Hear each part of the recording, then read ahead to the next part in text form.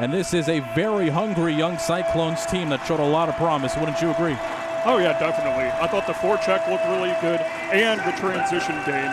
And something that really made that happen was the 10 players that are looking for their first professional goal tonight. They were a big part of that, so we expect that same energy we saw from them last week here in this one tonight.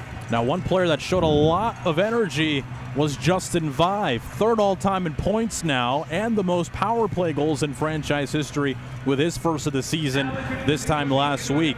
You look at a player of his caliber, and you look at what he can provide. Last weekend, a great sign if you're a Cyclones fan. Yeah, what a home opener for Justin Vive. And then when I spoke with him in the second intermission, he said how the team was working throughout camp on moving the puck up quickly, keeping their feet moving, and trying to catch the opposition in a change. And because of those factors, they were able to find Viver for those 2 goals. So a very promising look into the season.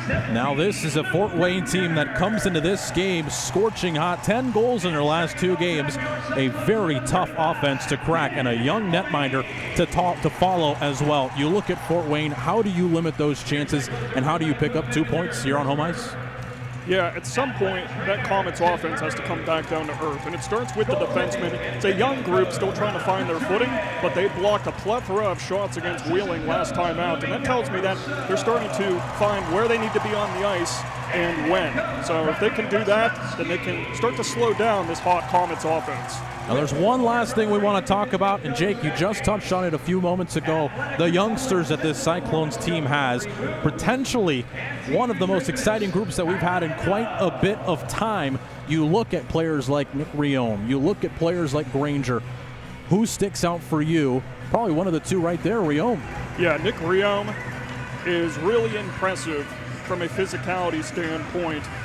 Whenever I saw him winning those battles at the boards, delivering body checks, you could tell that he wasn't too shell-shocked in his debut. So you love to see that kind of energy. And you could also tell, Rudy, that he learned a thing or 2 from his father.